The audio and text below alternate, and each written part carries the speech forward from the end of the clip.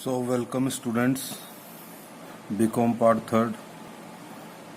मैं doctor Sanjay Bhalla, associate professor, department of ABST, government college Bundi.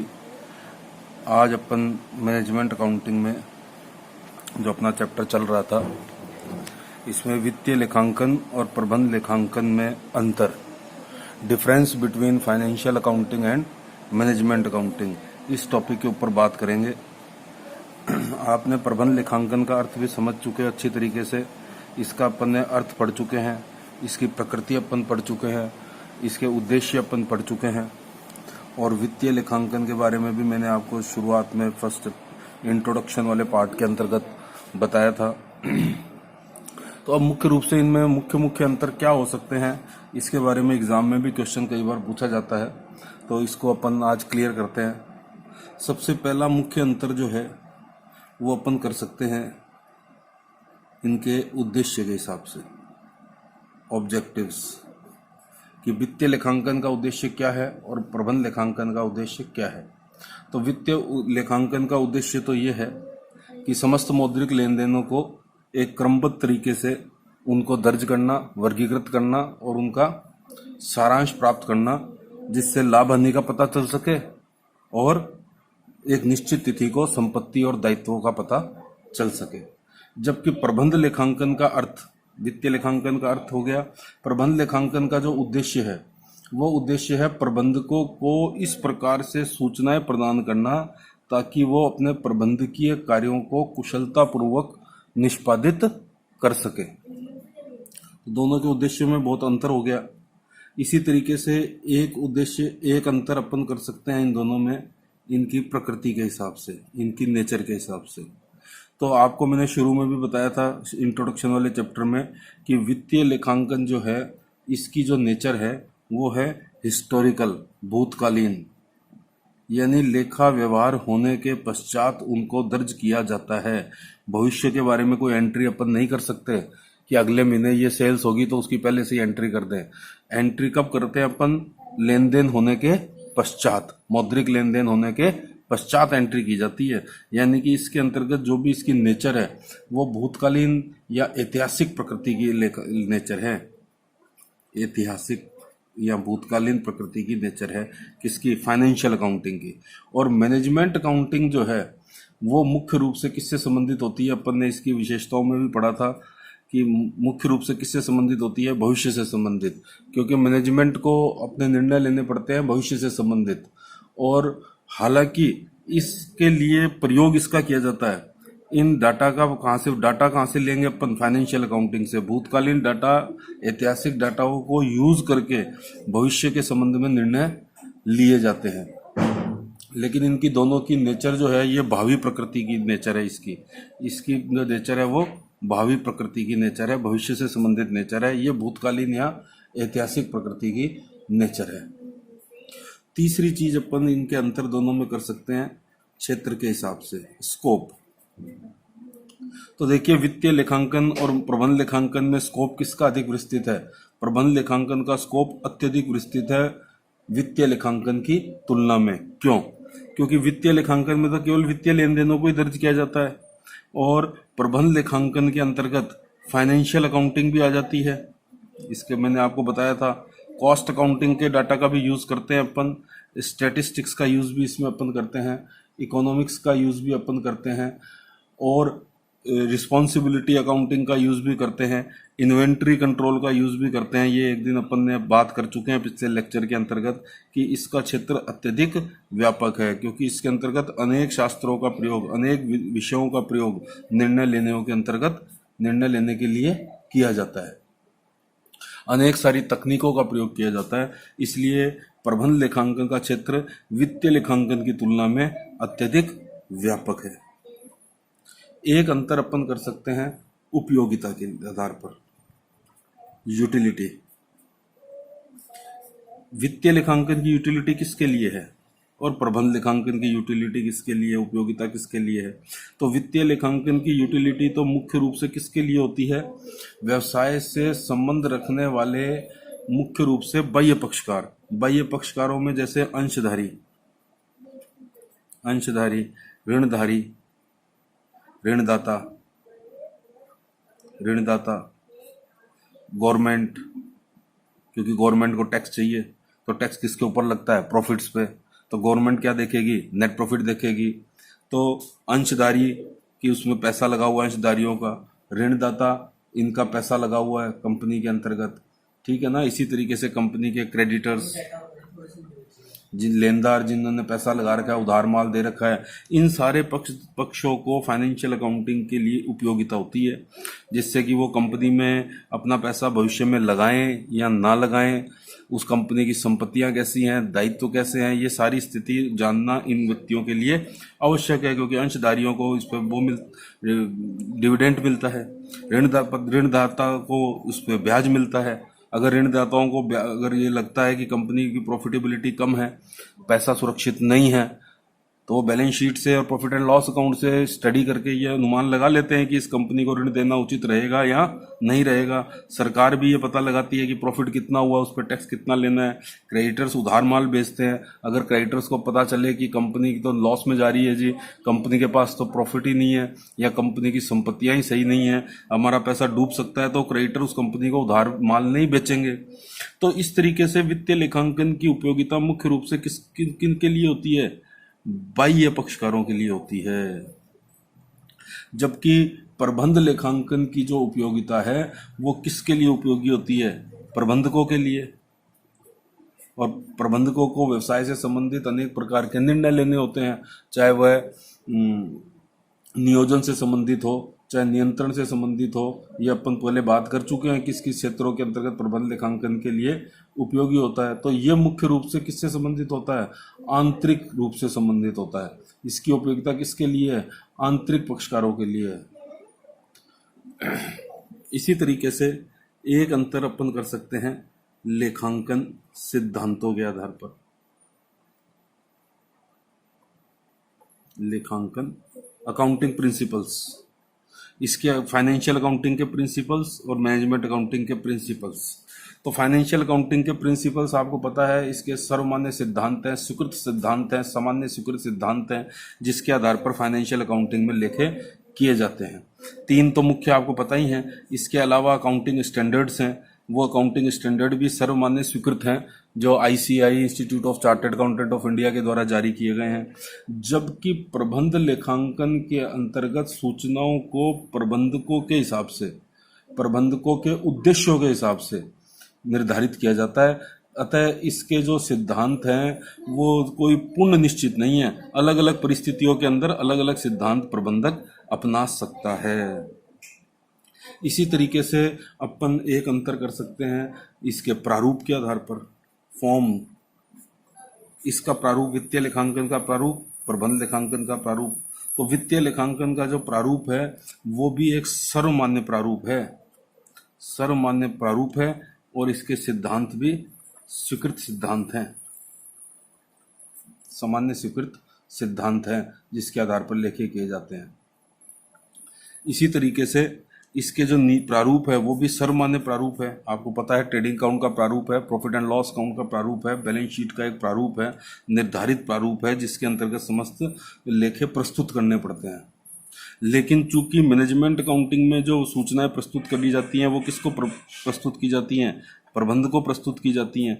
अतः इसका कोई निश्चित प्रारूप नहीं है। प्रबंध को जिस प्रकार से उनके उद्देश्य हैं, जिस प्रकार से प्रबंध को आवश्यकता है, उसी प्रकार से उनका प्रस्तुतिकरण किया जा सकता है। सूचनाओं का प्रस्तुतिकरण प्रबंध की आवश्यकताओं के हिसाब से किया जा सकता है। अतः इसमें कोई निश्चित प्रारूप नहीं है। इसी तरीके से एक अंतर अपन कर सकते हैं अनिवार्यता। अनिवार्यता का मतलब होता है कंपल्शन। तो वित्तीय लेखांकन की अनिवार्यता क्या है और प्रबंध लेखांकन की अनिवार्यता क्या है? तो आप ये जानते ही हो, वित्तीय लेखांकन जो है वो कानूनी रूप से हर व्यवसाय को रखना अनिवार्य है। कंपनी एक्ट के हिसाब से भी अनिवार्य है कि, और निश्चित प्रारूप है, निश्चित सिद्धांत है और अनिवार्य है। क्योंकि वित्तीय लेखांकन नहीं रखेंगे तो अपने को ना लाभ हानि पता चलेगा, ना संपत्ति दायित्वों का पता चलेगा। इसलिए वित्तीय लेखांकन को रखना तो अनिवार्य है। लेकिन मैनेजमेंट अकाउंटिंग को रखना कानूनन रूप से अनिवार्य नहीं है। इसका प्रयोग तो तभी किया जाता है जब इसकी व्यवसाय के अंतर्गत उपयोगिता समझी जाती है, जब इसकी लागतों से इसकी अनिवार्यता या इसकी उपयोगिता अधिक होती है तो व्यवसाय प्रबंध लेखांकन का प्रयोग अपने व्यवसाय में करता है, अन्यथा नहीं करता। इसी तरीके से एक अंतर अपन कर सकते हैं शुद्धता के हिसाब से, एक्यूरेसी के हिसाब से। फाइनेंशियल अकाउंटिंग की एक्यूरेसी क्या होती है, मैनेजमेंट अकाउंटिंग की एक्यूरेसी क्या होती है। तो आप इस बात को जानते ही अच्छी तरीके से कि फाइनेंशियल अकाउंटिंग में पूर्ण शुद्धता का ध्यान रखा जाता है। चाहे अगर पैसों के अंतर्गत भी कोई एंट्री है तो अपन वो पैसों के अंतर्गत भी करते हैं, पूर्ण शुद्धता का ध्यान रखा जाता है, पूर्ण शुद्धता का ध्यान रखा जाता है। अगर ट्रायल बैलेंस में 2 रुपए का अंतर भी आ रहा है तो अपन पूरी कोशिश करते हैं कि उस अंतर का पता करें कि किस कारण से ये अंतर आ रहा है। जबकि प्रबंध लेखांकन के अंतर्गत अप्रोक्सीमेशन का प्रयोग किया जाता है, सन्निकटन का प्रयोग किया जाता है। सन्निकटन यानी अप्रोक्सीमेट, क्योंकि भविष्य से संबंधित निर्णय लेने हैं उसके लिए अपन अप्रोक्सीमेशन का प्रयोग कर सकते हैं। इसमें पूर्ण शुद्धता की इतनी कोई आवश्यकता नहीं होती, क्योंकि निर्णय किसको लेने हैं, प्रबंध को लेने हैं, भविष्य से संबंधित, तो उसमें अप्रोक्सीमेशन से काम चल सकता है, पूर्ण शुद्धता की आवश्यकता नहीं होती। इसी तरीके से एक अपन अंतर देख सकते हैं इसका अवधि के आधार पर। फाइनेंशियल अकाउंटिंग का पीरियड सामान्यतः कितना होता है, 1 वर्ष, 1 अप्रैल से लेकर अगले वर्ष के 31 मार्च तक। ये एक फाइनेंशियल अकाउंटिंग का ईयर होता है। 12 माह की अवधि होती है जिसके अपन लेखे तैयार करते हैं। सामान्यतः ये एक अवधि है, एक परिचालन चक्र की अवधि है। जबकि प्रबंध लेखांकन में प्रतिवेदन जो है वो समय समय पर तैयार किए जाते हैं प्रबंधकों की आवश्यकताओं के अनुसार। कोई निश्चित इसका कोई अवधि नहीं है कि 1 साल बाद ही मैनेजमेंट अकाउंटिंग ये डिसीजन लेगा। जब भी मैनेजमेंट अकाउंटिंग को डिसीजन लेने के लिए डाटा चाहिए उसी समय वो मैनेजमेंट अकाउंटिंग का प्रयोग करेंगे। तो इसलिए इसका कोई निश्चित पीरियड नहीं है जैसे फाइनेंशियल अकाउंटिंग का पीरियड होता है। इसी तरीके से एक अंतर अपन कर सकते हैं संवहन की शीघ्रता, कम्युनिकेशन, संवहन की शीघ्रता। तो बताइए संवहन की शीघ्रता फाइनेंशियल अकाउंटिंग में ज़्यादा चाहिए या मैनेजमेंट अकाउंटिंग में। तो मैनेजमेंट अकाउंटिंग में संवहन की शीघ्रता अत्यधिक होती है। जैसे ही मैनेजमेंट अकाउंटिंग को तुरंत डिसीजन लेना है तो उसको तुरंत अपने सारे डाटा चाहिए, समस्त सूचनाएं चाहिए, और उन नवीन सूचनाओं के आधार पर वो कंपनी अपना नियोजन करेगी या नियंत्रण करेगी या संगठन का कार्य करेगी। लेकिन फाइनेंशियल अकाउंटिंग के अंतर्गत इतनी शीघ्रता की आवश्यकता नहीं होती जितनी मैनेजमेंट अकाउंटिंग के अंतर्गत आवश्यकता होती है, क्योंकि इसमें त्वरित निर्णय लिए जाते हैं और त्वरित निर्णय लेने के लिए तुरंत डाटा चाहिए होते हैं। इसी तरीके से एक अंतर अपन कर सकते हैं प्रकाशन के आधार पर, पब्लिकेशन।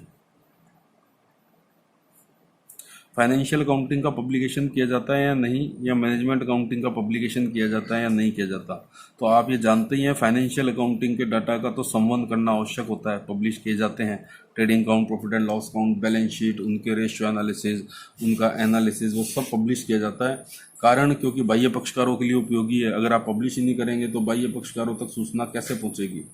जबकि मैनेजमेंट अकाउंटिंग की जो सूचनाएं हैं ये तो आंतरिक पक्षकारों के लिए उपयोगी हैं, कंपनी के प्रबंधकों के लिए उपयोगी हैं, तो इसका प्रकाशन करना आवश्यक नहीं है क्योंकि ये आंतरिक कार्यों के लिए प्रयोग में लिए जाते हैं। इसलिए इसका प्रकाशन करना आवश्यक, जनता की सूचनार्थ कोई प्रकाशन करना आवश्यक नहीं होता है।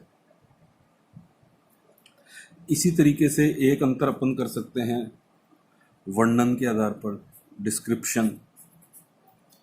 तो वित्तीय लेखांकन में केवल उन्हीं लेन देनों का वर्णन किया जाता है जो किसमें व्यक्त किए जा सकते हैं, मुद्रा में व्यक्त किए जा सकते हैं, यानी केवल मौद्रिक लेन देनों को ही दर्ज किया जाता है। जबकि प्रबंध लेखांकन के अंतर्गत न केवल मौद्रिक बल्कि अमौद्रिक लेन देनों को भी ध्यान में रखा जाता है। जैसे मान लो उपभोक्ता की रुचि का भी ध्यान रखा जाता है। तकनीक में जो परिवर्तन हो रहे हैं, टेक्नोलॉजी के अंतर्गत जो परिवर्तन हो रहे हैं, उनका ध्यान भी रखा जाता है। अब उपभोक्ताओं की रुचि अमौद्रिक है, तकनीकी परिवर्तन अमौद्रिक है, कर्मचारियों का दृष्टिकोण, इसका ध्यान भी रखा जाता है। तो इसके अंतर्गत विभिन्न प्रकार के अमौद्रिक तत्वों को भी निर्णय लेते समय ध्यान में रखा जाता है, जबकि वित्तीय लेखांकन में केवल मौद्रिक लेन देनों का ही वर्णन किया जाता है। अब कोई कंपटीशन हो रहा था, कॉम्पिटिटिव इन्वायरमेंट का भी ध्यान रखना पड़ता है, प्रतिस्पर्धात्मक स्थितियों का भी ध्यान रखा जाता है डिसीजन लेते समय, कर्मचारियों का भी ध्यान रखा जाता है, उपभोक्ता की रुचि का भी ध्यान रखा जाता है, टेक्नोलॉजी में जो चेंजेस हो रहे हैं उनका भी ध्यान रखा जाता है। परंतु इसके अंतर्गत फाइनेंशियल अकाउंटिंग में केवल मौद्रिक लेन देनों का ही ध्यान में रखा जाता है, अमौद्रिक लेन देनों को अपन इसमें दर्ज नहीं करते हैं। इसी तरीके से एक अंतर अपन कर सकते हैं जांच एवं परीक्षण, testing, checking, examination. Financial accounting का एग्जामिनेशन होता है क्या, मैनेजमेंट अकाउंटिंग का एग्जामिनेशन होता है क्या? तो आपको पता है फाइनेंशियल अकाउंटिंग की तो ऑडिट होती है, ऑडिट करवानी आवश्यक भी है। अगर साझेदारी फर्म है, कंपनी है, तो जरूरी ऑडिट करवानी। कंपनी अधिनियम के अंतर्गत तो पूरे वर्णन किया गया है कि आप ऑडिट किससे करवाएंगे, चार्टेड अकाउंटेंट से ऑडिट करवाएंगे, स्वतंत्र व्यक्ति के द्वारा ऑडिट करवाएंगे, जिससे कि समस्त लेन देनों की सत्यता का पता चल सके, उनकी विश्वसनीयता के बारे में पता चल सके। मैनेजमेंट अकाउंटिंग की भी वर्तमान में कुछ ऑडिट तो की जा सकती है, लेकिन इसका पूर्ण परीक्षण करना, पूर्ण जांच करना अभी तक भी संभव नहीं हुआ है। तो इस प्रकार पे अपन देख सकते हैं कि फाइनेंशियल अकाउंटिंग और मैनेजमेंट अकाउंटिंग के अंतर्गत कई सारे अंतर हैं।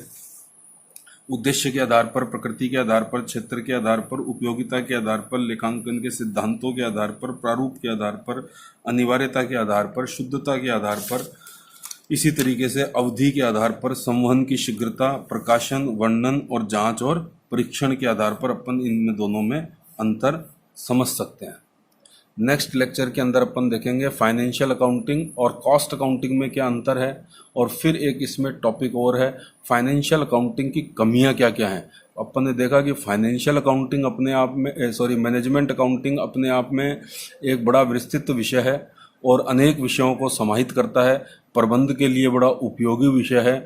इतना सब कुछ होते हुए भी क्या मैनेजमेंट अकाउंटिंग में कुछ कमियां हैं क्या, उनका भी अपन अध्ययन करेंगे। और इन सब के थ्योरेटिकल चैप्टर है, इम्पोर्टेंट चैप्टर है। आपको कंसेप्ट यहाँ पे मैनेजमेंट अकाउंटिंग का पूरा क्लियर होना चाहिए। ये चैप्टर क्लियर होने के बाद फिर अपन चालू करेंगे अपना प्रैक्टिकल चैप्टर है इंटरनल रिकंस्ट्रक्शन ऑफ कंपनीज। बड़ा इंपॉर्टेंट चैप्टर है वो, इसके बाद चालू करेंगे। 2-3 टॉपिक इस चैप्टर के अभी और बाकी हैं, वो अपन नेक्स्ट लेक्चर के अंदर देखेंगे। Thank you very much.